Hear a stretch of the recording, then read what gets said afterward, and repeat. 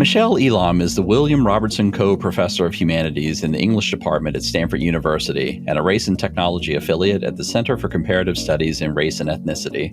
Her work is informed by the understanding that racial perception and identification impact outcomes for health, wealth, and social justice. Her most recent book project, Race Making in the Age of AI, considers how the humanities and arts function as crucibles through which to frame and address urgent social questions about equity and social justice in socially transformative technologies. She teaches what sound like fascinating interdisciplinary courses at Stanford, ones I really wish I'd had the opportunity to take when I was an undergraduate student, and I get to work with her closely at the Institute for Human-Centered Artificial Intelligence at Stanford. Michelle, I'm so glad to have you on the podcast today. I'm so happy to be here. I look forward to talking with you. Yeah, so look, we always start these conversations by going all the way back to folks' childhood, and how you got interested in the things that ultimately led you to choose the career path that you were on, or maybe what you didn't choose and like what just sort of organically happened. So tell us a little bit about your childhood and like how you got onto the path that you're on. Thank you. I feel like we're already in a therapy session because the path chose me. It's so odd, really, how I got interested in this. I think about this all the time when I'm teaching my students, who it always looks like they have a straightforward path to a major and then a career, but mine was really peripatetic. So I was a humanities person. I wasn't a technologist. I wasn't particularly interested in math. I wasn't bad at it or engineering. My father was an astronautics engineer, and he worked on the Apollo 13 tracking system. And that influenced me a lot because I remember him. He was a straight up engineer, and he hated that the government was sending monkeys into space. He thought that was completely unnecessary. He hated the politics of the Cold War, of politics informing. And at that time, you remember very early AI. I think it was in the 60s and 70s. It was mostly government contracts. He was working for Control Data and then very early artificial intelligence. And I was completely the opposite. I don't know whether it was just having a father for whom the world was a problem to solve. There was a whole engineering mindset that had full explanatory force for everything, and then when you're growing up, that totalizing view of the world, always frustrated me. We were always at loggerheads. He unfortunately passed away during COVID, not of COVID, but right before I joined the Institute for Human-Centered AI, and or thereabout. And he would have been flabbergasted that I was sitting around the table. As you know, that institute, at least at the time I joined, had 8.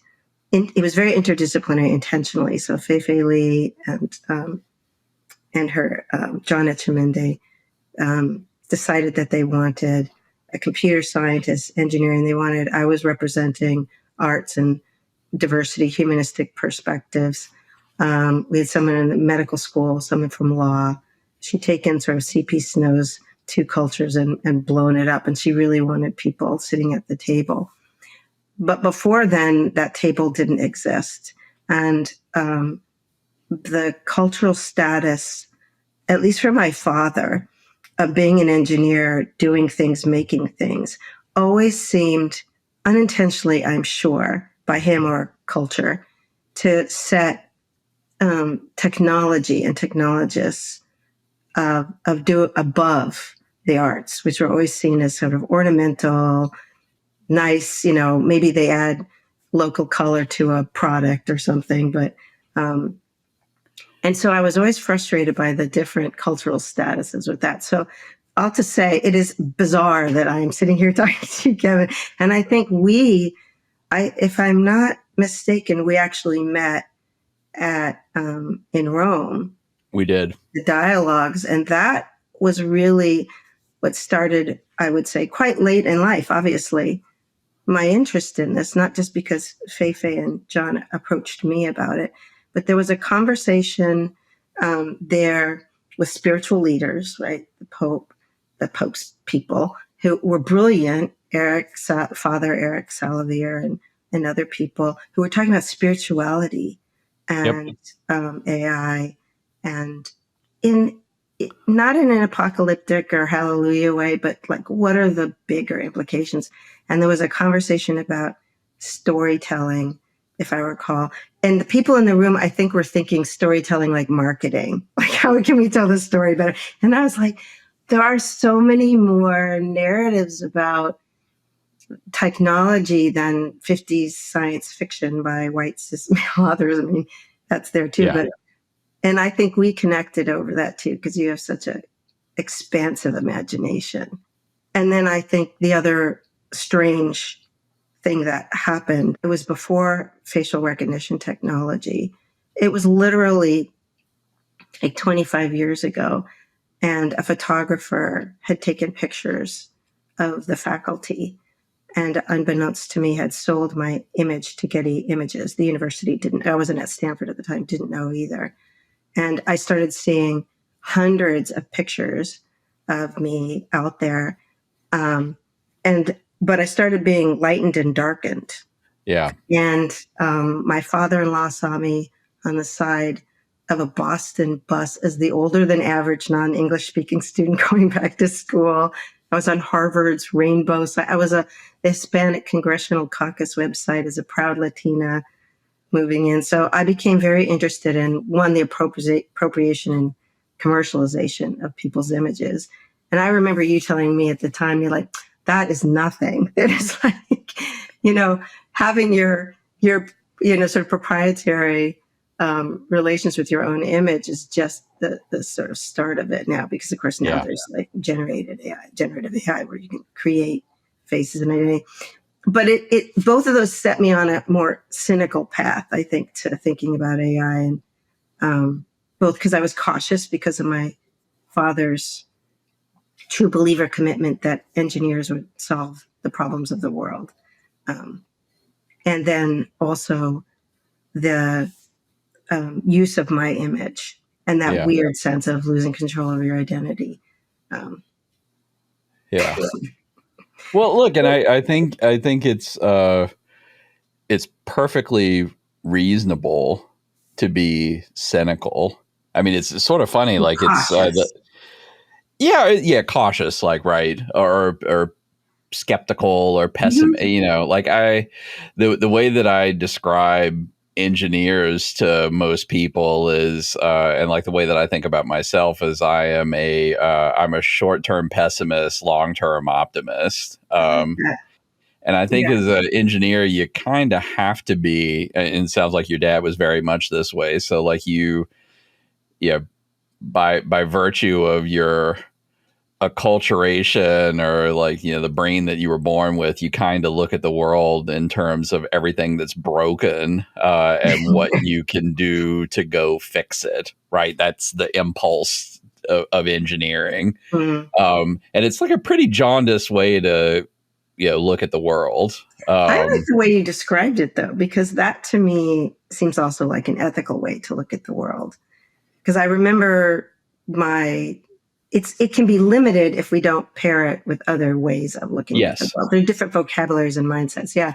But the way you just described engineering actually sounds very much like my father at his best, because he wanted to, he always would say, we shouldn't just make things because we can. We should make things because and know what to do with them, which I realize is sort of antithetical to general intelligence. But he was very concerned with the social impacts of the things that we create and the social implications of them. And that's what I hear when you say that then too. There are problems in the world that engineering can address. So I definitely appreciate that. I want to go back to your father in just a second and talk about why it is that you think he may have held engineering and technology apart and above from the humanities or other things. And like, and you and I both know in academia that there's like always, everybody's got some stack ranking in their head of, like which thing is better than the other. Yeah, I'm sure it's even in the humanities, right? for That, sure. at some point you're like, and like all of it is kind of silly because, Mhm. the beautiful thing about being a human is like, we're all just playing, our role. Like hopefully we've chosen to do the thing that we're especially good at, and hopefully we've all got enough wisdom to understand that we don't know everything, and that we need like all of these other perspectives to come in and help us, particularly as engineers. Like you can sort of look around and see that everything is broken, but like maybe you don't understand why. Like maybe you don't understand, that not all fixes to all problems are, equal in merit. Yeah. Maybe you don't even understand like what's worth fixing and what isn't. And Well, like that's where you need a lot of help from other people with different perspectives. I agree. But I mean, so like, how much do you think your father's perspective on things is just mindset that you're born with? Because I do think that there are some like really particular things about like an engineer brain. And like how much of it is like, it sounds like he's, like a Cold War, like post World War II trained, I think, like yeah, I and think, so like a lot of it like culturally is like, hey, like we're in this existential mhm, battle, and like science and technology is the way we win, and like mhm. here's the stuff that's important. And it's easy to like be in the middle of that and like think that you're more important than you actually are. I, he didn't quite have the hubris. I think it was hopefully, I'm not sure about the engineer's brain. It's like biology and also training because he'd gone to Princeton, and which did have a liberal arts background then at the Yeah, time, actually. But he, for him, I don't know if I can give this example. Well, this is it. It was a sense of security and control. I was listening to yeah, a couple of your other um, interviews with Mira, for instance, and Radi, and the sense of, especially when the world is in chaos, it seems like a way of making sense of things that bypasses politics and bypasses sort of social issues, all the things that at least I was growing was particularly interested. I remember, to his great credit, he always wanted, I was the eldest, me to not take sewing class, which is we had, I can't remember what it's called, like home arts or something. And then, or you could figure out how to fix a car. And he was like, no, you need to be able to fix the car. And he would teach me these things. But I remember him first instructing me at age 12 when I was pubescent. I know you have like, they're older now, but young kids. So they're just coming into their own and their bodies. And he was like, here's the hammer and here's the nail and here's a screw and a nut. I can't remember how he described it. And he's like, one is the male part and one is the female part.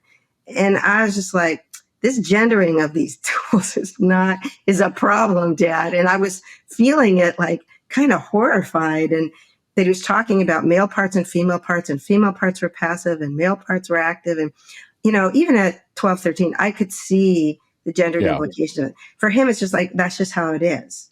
And so it didn't take him to thinking about the way his own field incorporated social values. It was meant to be objective and neutral. And so, yeah, and there was a lot in the training, this too, and I have lots of engineering students, as you can imagine, at Stanford.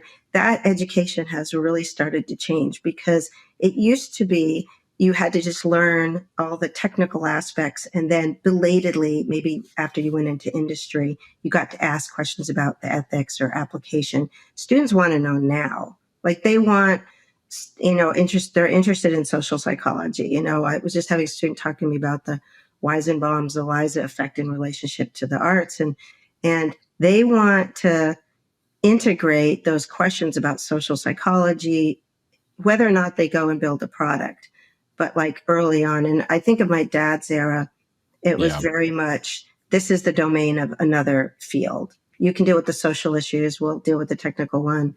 And I think he associated the social with political, that he didn't want to, that he also found muddying pure math and muddying pure. Yeah.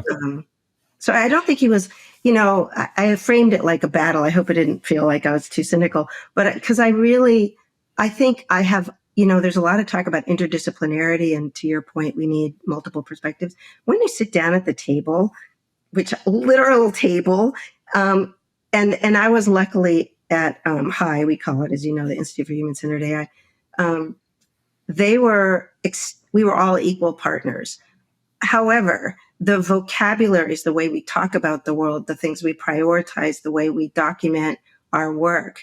In a universe where the quantitative is so important, I know my colleagues did too, the way to legitimize humanities and arts was often through quantitative methods. We would start to use the same language and metrics that the engineers were to measure success or impact and things like that. And humanists were not humanists, people in literature or theater or visual or performance arts or writ large, I'm thinking of arts. We sounded very squishy talking about it. Like it just, the arts move us and we had very vague language, or at least the way we talked about its potency, the art's potency, didn't compute literally with some of my colleagues. So I have come to really appreciate how hard it really is. And there's outsized money in technology in ways not in the arts. What it means to come with goodwill together and try and hear each other when we have studied differently, learned differently and sort of speak differently about the things that are important. I always found it, my father used to say, and then we'll get off my father. The artist on the one hand, and art was often seen as sort of ornamental. He sculpted. And I do want to ask you, because you work with clay, oh my gosh, you understand so much as a practitioner yourself, as an artist. But he felt that artist was on the one hand seen as sort of incidental, and he bemoaned that. He thought it should be more important. But then he also pointed out that the first thing that fascist or authoritarian governments did was get rid of the artists, because they're the ones that shape the cultural imagination. They're the ones that actually, and that's very powerful. At least he saw they're both seen as irrelevant and yet a primary threat. And that always fascinated me. Yeah. I mean, it's always, I mean, like maybe this is getting a little bit too philosophical and squishy. Like I kind of wish we had fewer of these categories that are like about skills and professional identity, because like you're a writer, you are an artist, you're a creative, but like you also have things that you do, that you're an engineer, you're a problem solver, like you have to use quantitative methods for things. And so it's just kind of, like what context are you in, and like what skill do you need to be able to manifest to solve the problem that you're working on. And but like we get a little bit confused. Well, you're total. I mean, I think I know where you're going, but I would love that in that world too. You authorized yourself to create, you do sculpture, you do clay, right? You work with clay. Okay. I only recently found this out about you because your Instagram post is amazing. But there's a case where you took yourself seriously enough to do that. And I imagine if you had decided to go into that as a profession, there is tension sometimes about that. Yeah, and like that's certainly when I was younger. I think this is one of the things, and I struggle with this with my children. So there's one thing. There's this joy that I find. Like I just have curiosity about everything, and it's thrilling to go wallow in that curiosity. But there, especially I think when you're young, like there's a risk to casting the net too wide, because there's some things that you want to do that are complicated, and you have to focus for a little while to get good enough at the like a thing, so that you can bring something to it. Like it Mm-hmm. was hard, to learn how to program well. It's hard to do a bunch of things, and like you just have to go put the time in. And Mm-hmm. um, and I think when I was younger, like that's how I invested my time. I sort of cast aside a whole bunch of things that were interesting to me because I was like, no, I got to get good at this. Like this Mm-hmm. is, got to be my professional identity. Um, I have to focus enough to like, Mm-hmm. get into, the, I don't even want to call it the elite, but like, I just want to be able to For like sure. at a high level go participate with a bunch of other people who are working at a high level on this. And like, Mm-hmm. I want to be able to understand what they're doing and contribute. Mm-hmm. And yeah, like I'm not even saying that that's the wrong thing to do. It's sort of the advice I give to my kiddo, who my 16-year-old is a bio nerd, and like she also like is interested in a gazillion different things. And I'm like, look, you have to at some point, like if you care enough about this one thing, you have to invest enough of your time and energy in it to get good at it. When you're talking, I'm thinking, especially because the stakes are higher with our children, and I Yeah, think with so many students that I see, well, like hundreds, that tension between having deep expertise and taking the time, the duration to get good at something, whether it's in the arts, whether it's in literature, whether it's in engineering, is challenging because, for instance, I've always taught at liberal arts institutions, and that it means that you have a level of expertise, but you are simultaneously also learning these other things. yeah, And, I don't know if you recall, but a few years back, the credentialing for engineering, our engineering majors, is external. And if they could, they would grab these kids in utero and start training them. I mean, yeah, there's no profession, including my own, that wouldn't say, if you just laser focus on this and the other things can come later. I do appreciate that the opportunity with liberal education, arts education, is that, and it's a balance. It's not easy, like to find, develop enough focus and real expertise to excel, not just get by, and yeah, yet also um, bring in with enough, and not like just casually like an elective, an yeah, arts practice elective. And somehow students manage to do it. We've been thinking some of that's a curricular thing. Like, can we make it so that we hold at bay whatever field of expertise it is that's saying, no, I'm going to train you for this profession, which is problematic, not least of which because it will change.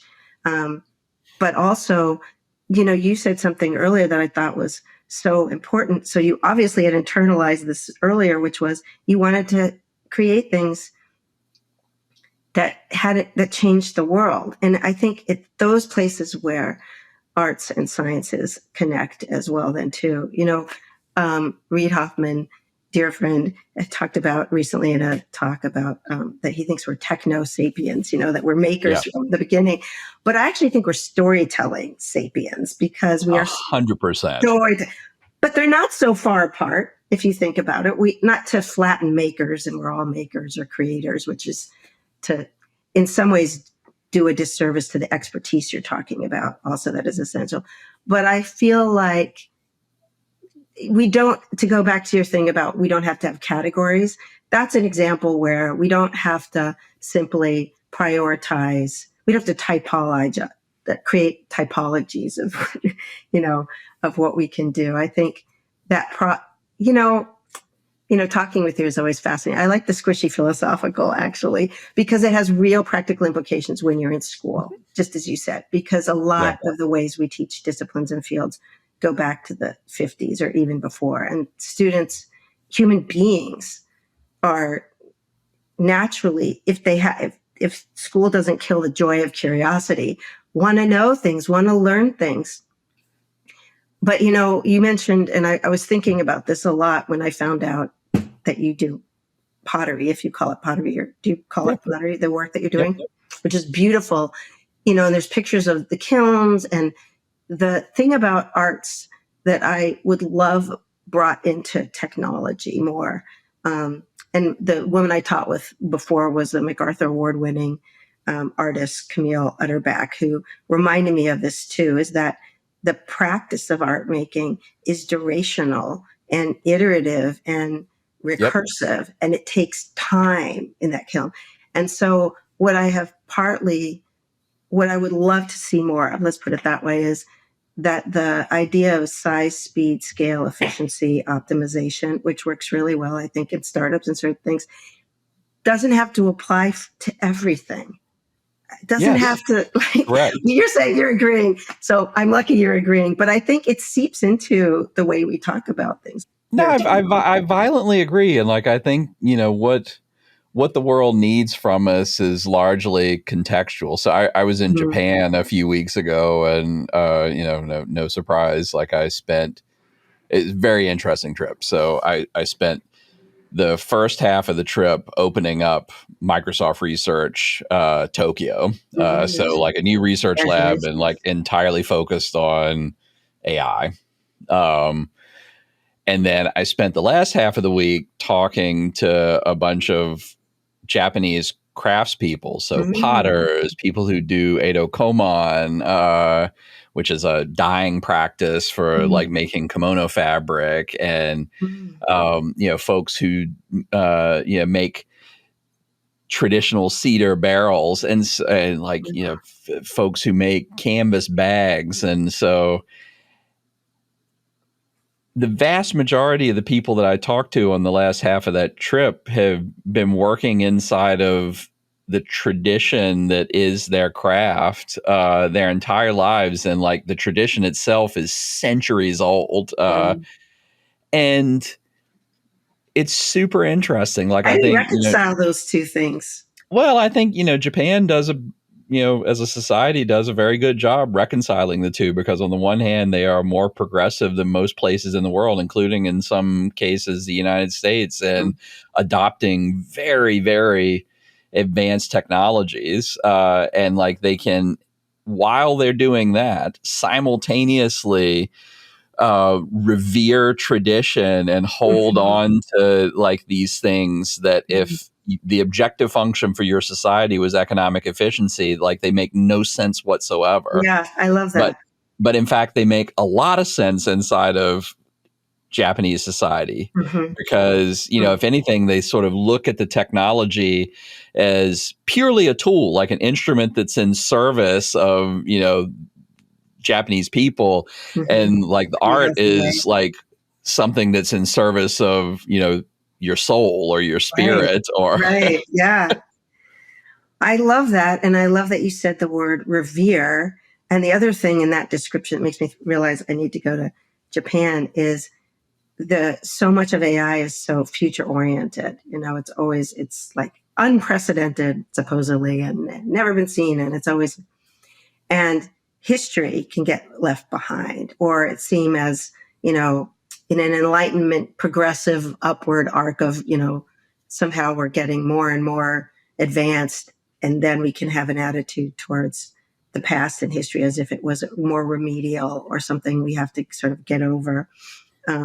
The way you just talked about Japanese culture as probably even revering the arts in that sense even more, and tradition, is beautiful. And you mentioned our AI as a tool too. One of the things that has come up a lot is the idea that it's a tool, but it's not exactly neutral. I don't know how you think about that, but it does embed social values the way language does too. So I love it in its proper place as a tool in service of it.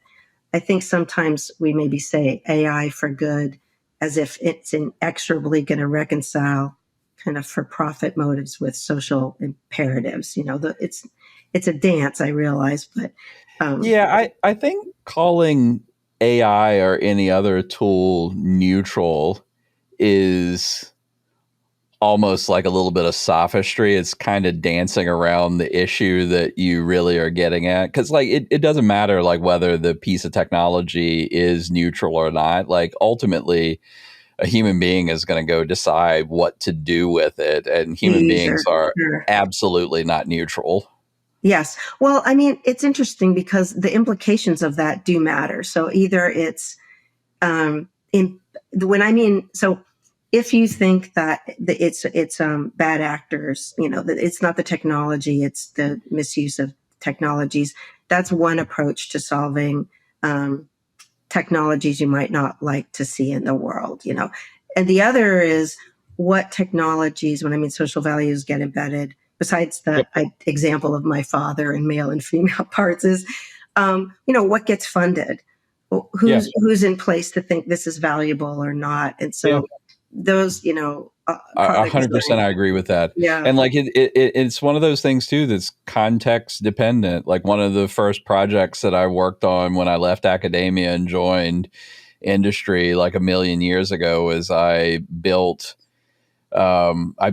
very early machine learning systems that made judgments about which content was adult or not.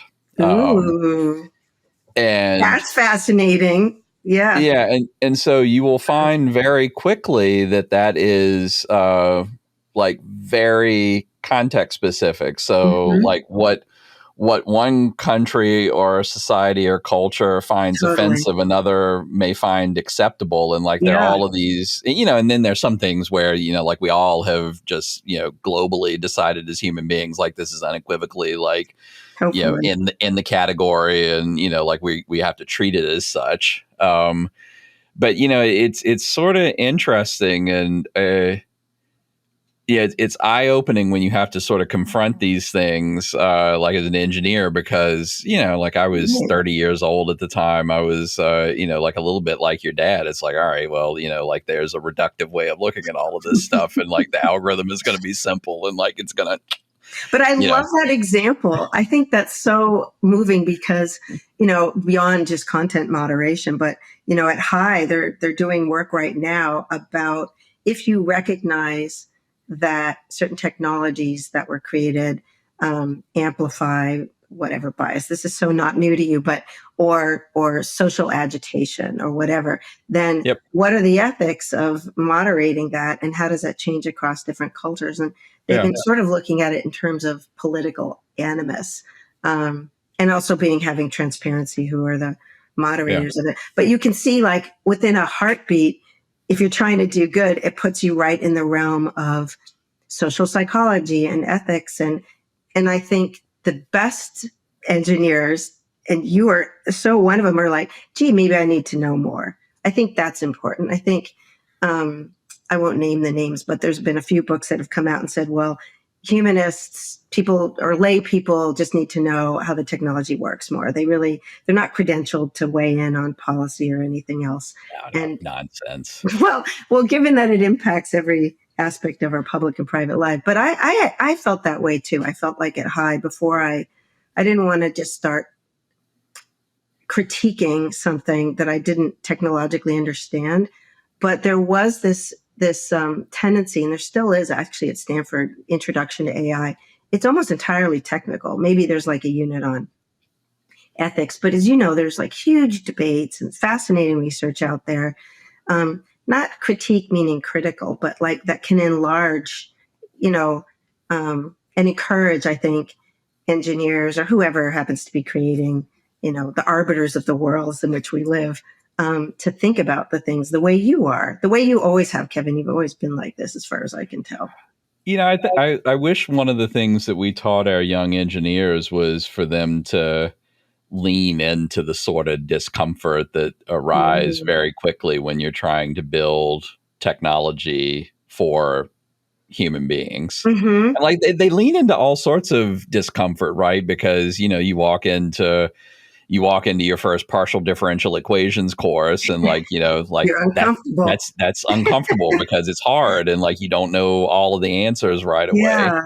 But you I mean the weird thing, again, back to your dad, I think He's here one in of the spirit right now. He would have loved yeah, you, no, like Kevin. God bless your dad, man. I never met him, but I think I love him. Like it sound like a super interesting human. He would have But loved you. like we let we let our engineers get away with this notion that there are straightforward answers to Mm. most questions. Mhm. And, I would and love you some to come. I would love you to come in to my class because this class that I taught, I'm going to invite you, and now we're on record, to come in and talk to these students. I will come.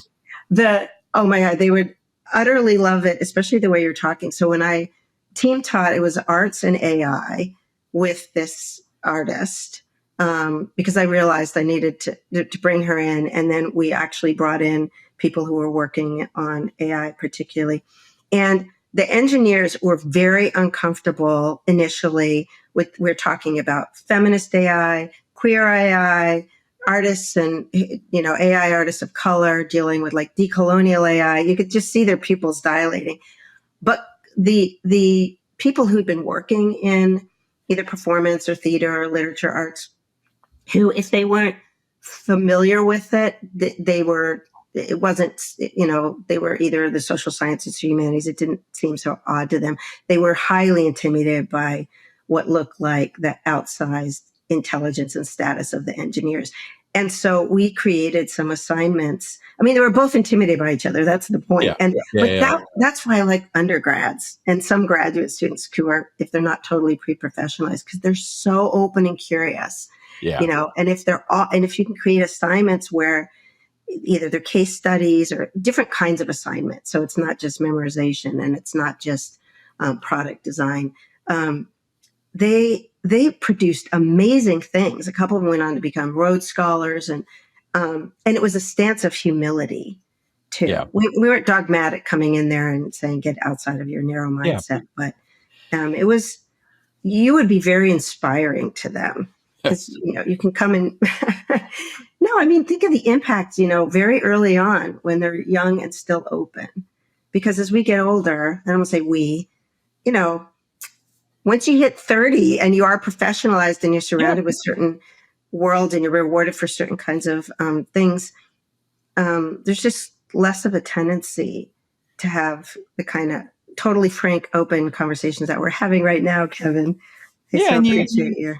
You get there's just all of the natural forces, like the gravitational pull, like is all towards you're hanging around, you're working in teams with people who are like you. Mm-hmm. You are going to parties with people who are like you. You are what parties, Kevin, or your parents are suggesting, because we get conservative listening to what you were just suggesting to your daughter, I think it was, who's amazing, by the way.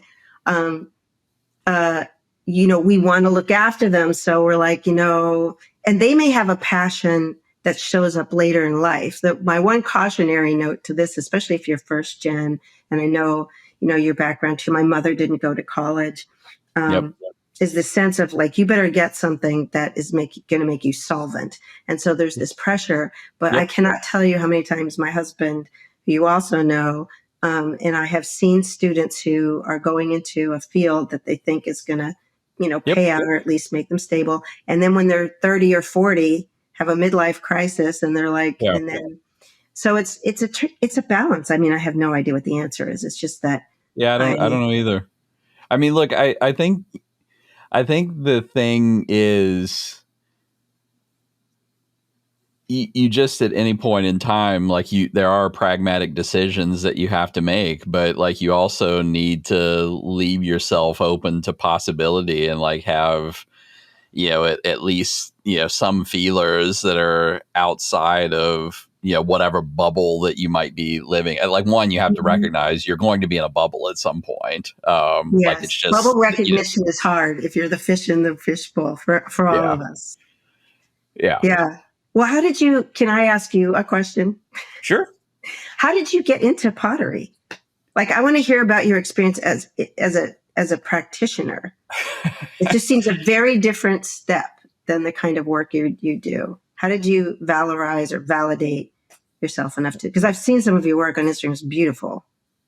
Well, I've never been able to decide what I am. And like, this goes back to me as a kid. So the first thing that I wanted to be when I was really young is I wanted to be an artist. Like I was going to be I was going to be an illustrator. Like the first college catalogs that I had sitting on my desk were for, RISD and, Wow, really? yeah. So and like, I'm not saying I ever would have been good enough to get into these places or to have a career, but like, I just wanted to be an illustrator. And Wow. then, I went to, and I, right around the same time, I discovered computers and I got really fascinated by programming and, like Mhm. whatever, like I don't even understand it, but like there was a feedback loop there where I enjoyed programming enough where I did a lot of it, which made me better at it, which made me want to do more of it. And so I got pretty good at programming relatively early. Mhm. Um, and the good thing about that is like by the time I showed up at college and I went to a liberal arts school, uh, I was good enough at programming that I didn't have to burn 100% of my cycles trying to get better at programming in college. And so I was a CS major, but like a English literature minor. So like I had an English literature advisor and a CS advisor who at some point like had That a, like explains a lot yeah. about you. And so like I'm just always like interested in like stuff like in like that. So I'm interested in my day job for sure. Like I love computer science, I love programming, I love building complicated software systems, and I Mhm. love the problems that trying to do those things throw at you. Like it really does scratch a really powerful itch that I have. But I also have all this other stuff that I want to do that like is kind of dissimilar. And so I do woodworking and I make bags and I like make machines and I sketch and for the past, year or so, like I've been down the rabbit hole of ceramics and, making pottery. And, part of it is just I think of it almost like meditation. It's like the thing that Mhm. I go do that engages a different part of my brain where Mhm. when I'm doing it and I'm doing it, like I'm just fully engrossed in it. Like I can't Mhm. think about all of the other stuff that, may be giving me, anxiety or like I'm not making progress on it, like in the other part of my brain. But like I can Mhm. go, accomplish something Mhm. with the other part of my brain, which is like very fulfilling and necessary. So like I do think they complement one another. Yeah, they may actually even be integrative. I mean, I think it's interesting.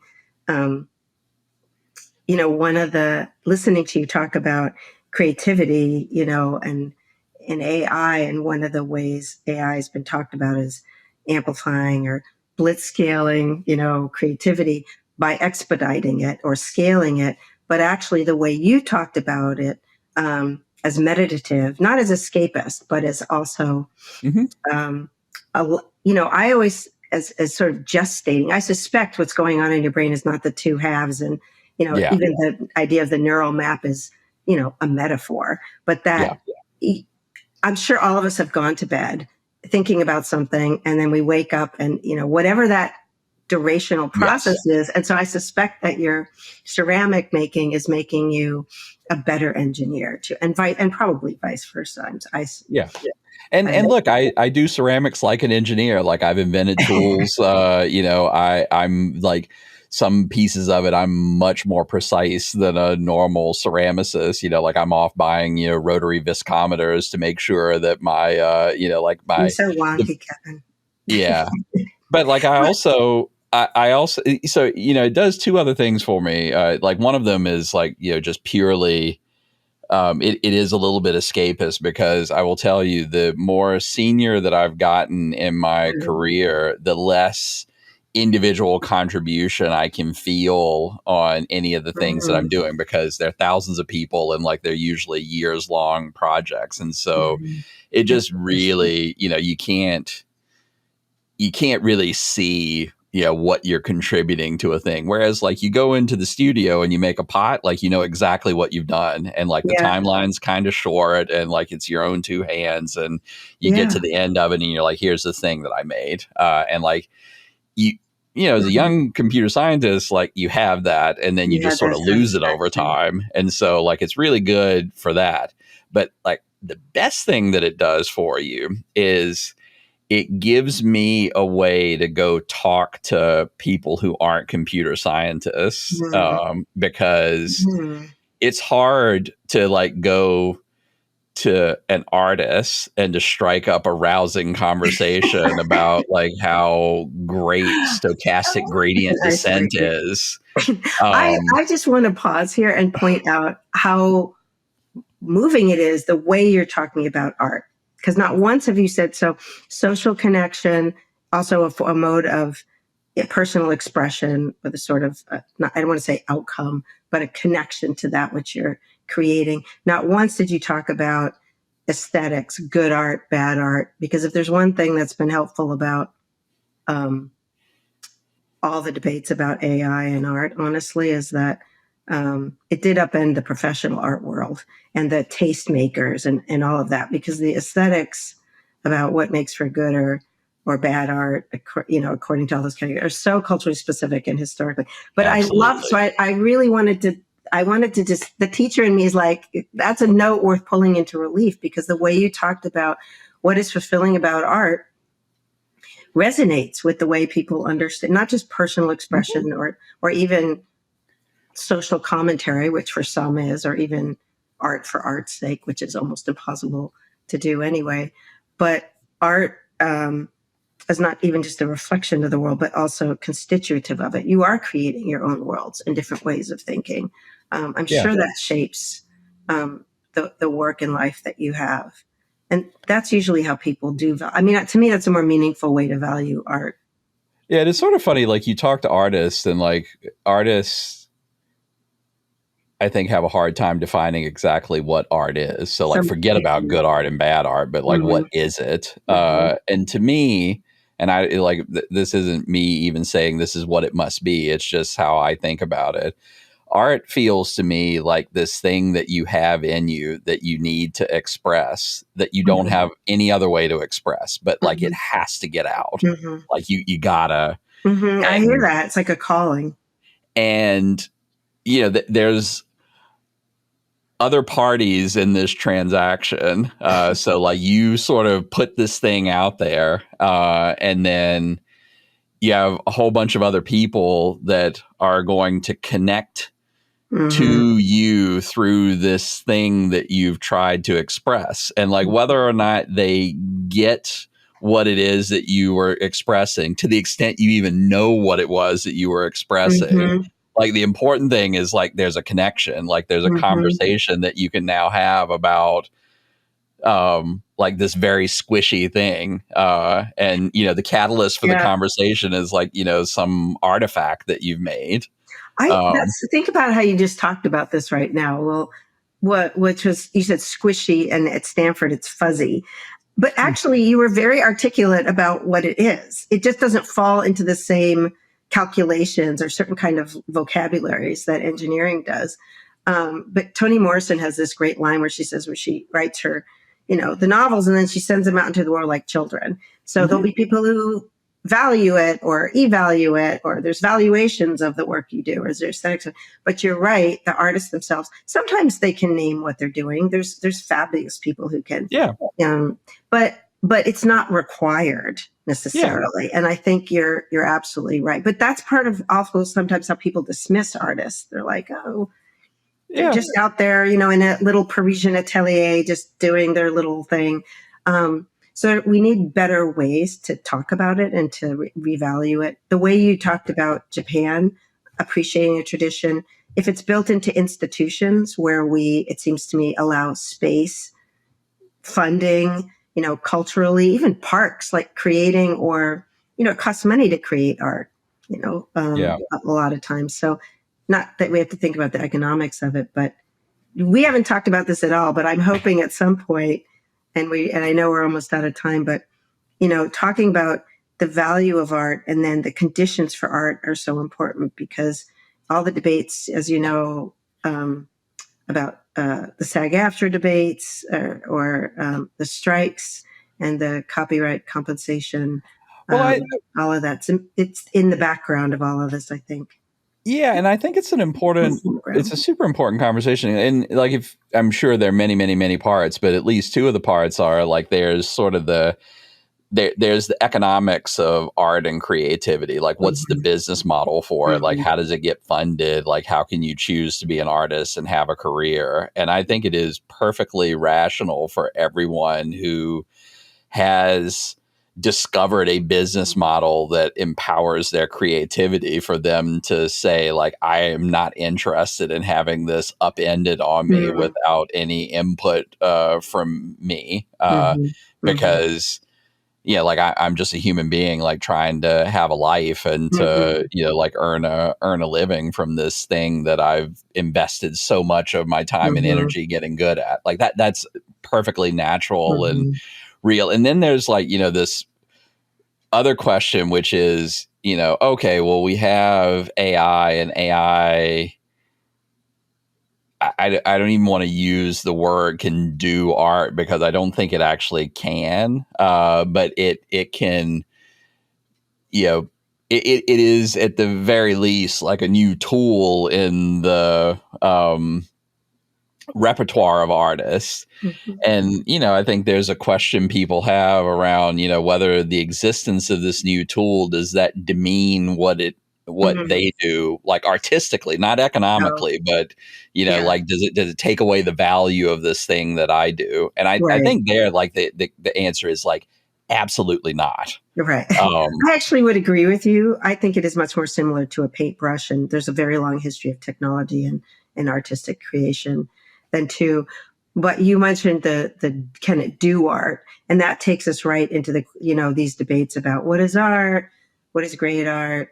To me, I'm pretty sanguine about that. That's the other question actually that has obsessed me lately is not because art is not can it do art, or is it like a simulacrum of artistic expression, or is it cannibalizing other artists' livelihood and future of work? Of course, all super important, but also to me, what is art isn't an abstract question, because historically, I always think about, like, who and why is asking, why is that question posed? And a friend of mine was pointing out, Thomas Jefferson very infamously said, he'd never heard, I'm paraphrasing, a Black person utter a line of poetry or a love of narrative, and not just because he was opining about the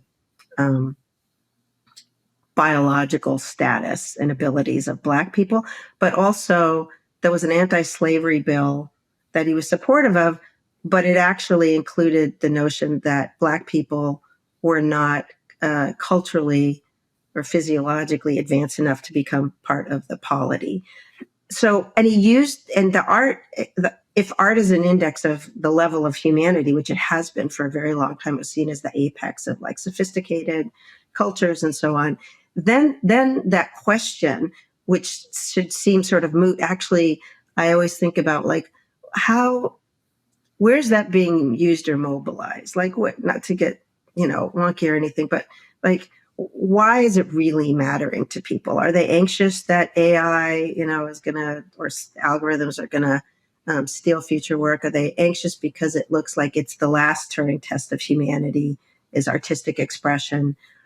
Or is it sometimes, I mean, for me at least, I feel like the pace of technology, not just the pace of technology, but the way we're all supposed to speed up and have this seamless user experience, and that feels a rub against artistic creation, the way you've talked about it too, the value of taking time, of pausing, of reading a book, which takes a really long time.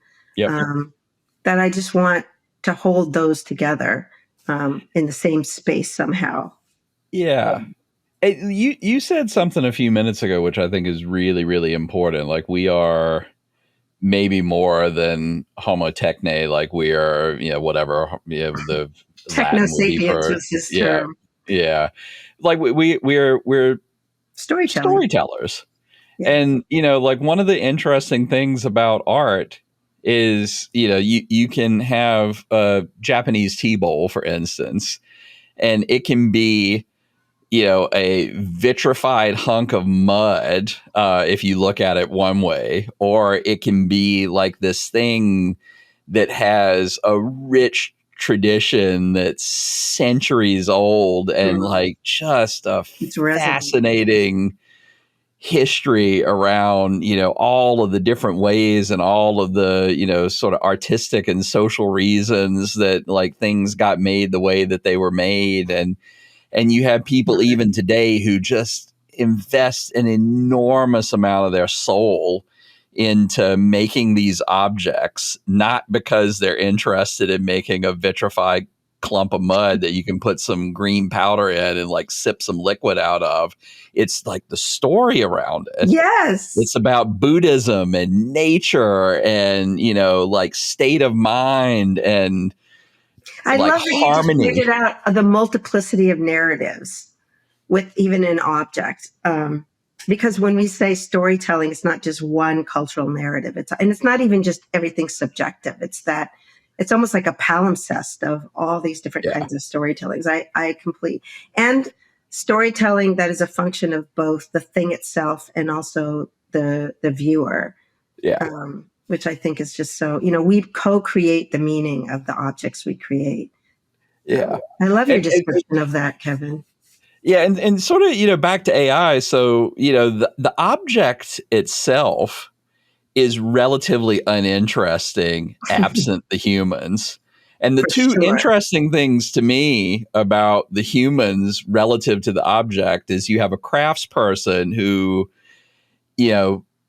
went to extraordinary lengths to make this thing. And it's less about the thing than the extraordinary lengths that the person went to make it.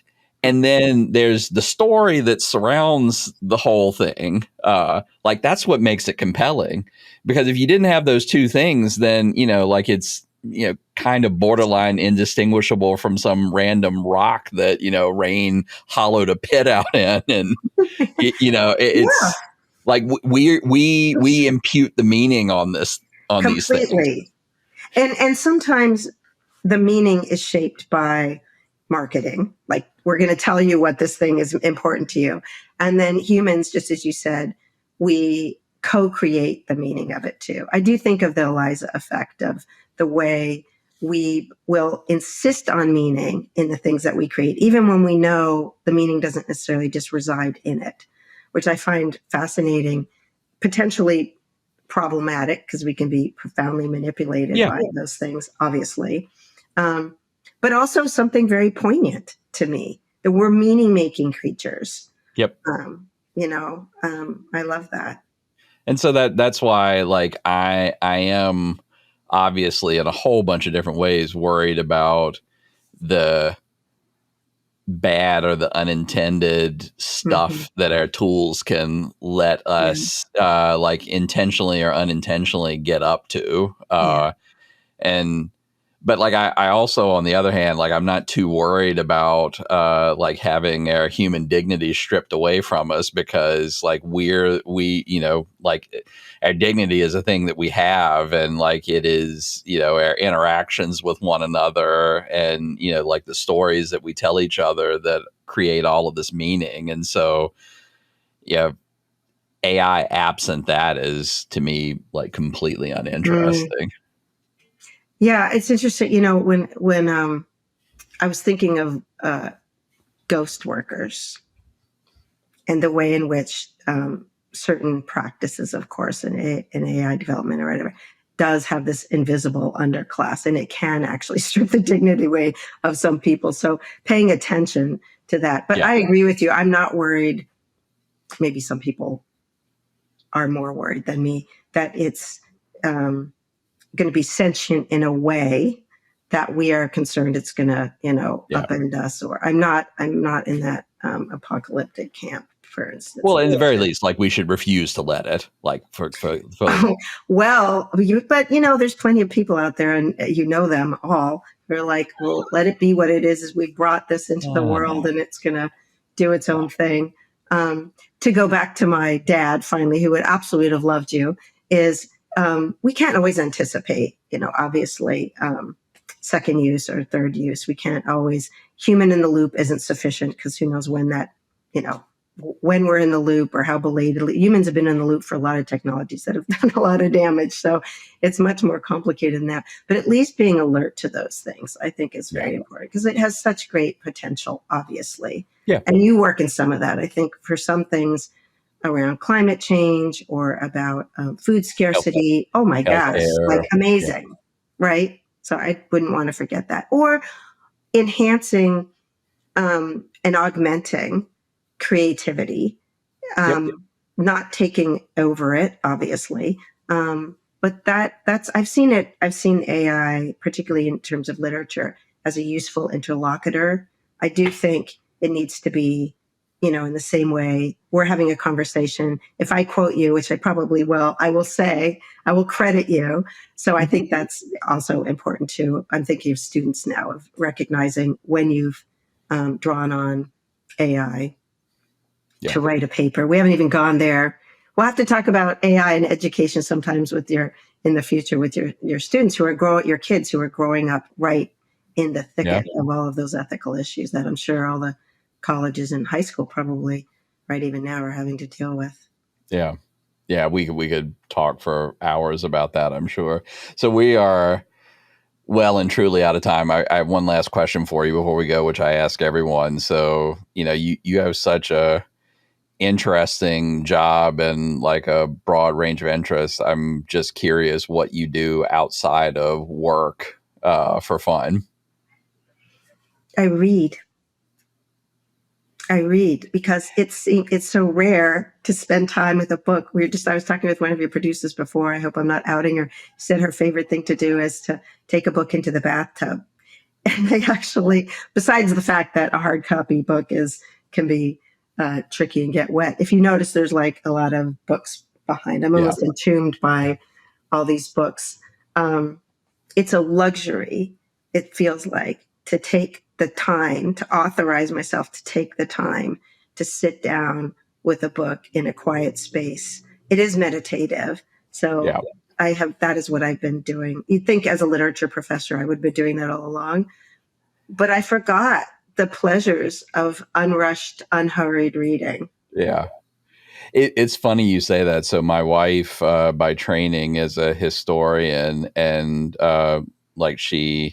she and I both dropped out of our PhD programs at about the same time. And one of the things for her that was a benefit of not being in academia was she enjoyed reading again, because like she had like 2,000 pages of material to read every week as a history PhD student. And like the only thing she would allow herself to read were like the important things that were part of her professional development. So she stopped reading for fun. No. So I'm delighted to hear that like you read for fun. But I want my students to do, I've assigned less, not shorter pieces, but it takes longer to read a novel. I want them to enjoy it again. It's terrible that in academia, we kill the joy of something that brought us into it to begin with. So yeah, I'll make sure my students can as well. It's so lovely talking with you always. Yeah, I could have spent easy another like 2 hours. So thank you so much for taking the time. And it was a lovely conversation. Good to catch up. Thank you. Wonderful talking with you as well.